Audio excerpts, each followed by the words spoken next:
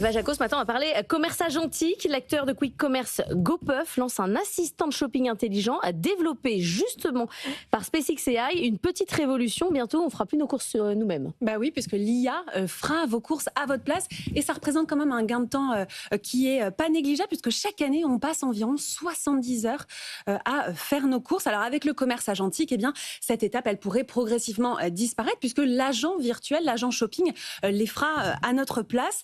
Ici, ça s'appelle Go. C'est donc le nouvel assistant lancé par GoPuff, donc un assistant de shopping qui est disponible aux États-Unis et au Royaume-Uni. Lui, il est capable d'anticiper vos besoins, d'anticiper vos courses et de les préparer vous-même avant même que vous ayez envie de commander quoi que ce soit. Alors concrètement, cette application, elle analyse vos habitudes d'achat et votre historique, ce que vous avez l'habitude de mettre dans votre panier. Et puis, dès que vous ouvrez la fonctionnalité dans l'application GoPuff, vous avez un panier qui est déjà préétabli.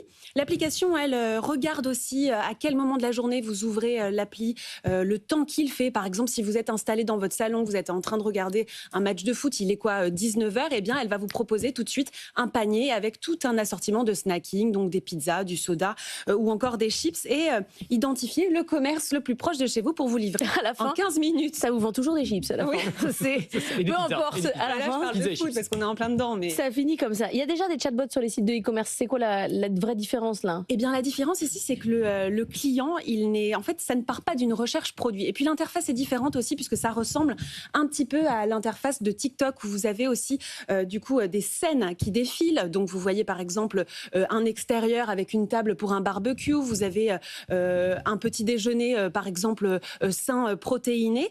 Et l'idée, c'est vraiment de scroller ces scènes-là jusqu'à trouver un schéma, un panier qui nous correspond. Et puis, l'appli, elle ajoute aussi des données issues de X, par exemple des événements, le temps qu'il fait ou encore des tendances. Et puis, ça va encore plus loin puisque vous pouvez aussi commander par la voix via Grok. Par exemple, vous partez au bureau le matin, Laure, vous partez à 2h du matin. Oui. Vous demandez à l'IA de vous commander un petit déjeuner qui arrivera, je ne sais pas, à 9h30 à votre Beaucoup trop bureau. tard. Et voilà, c'est tout à fait possible.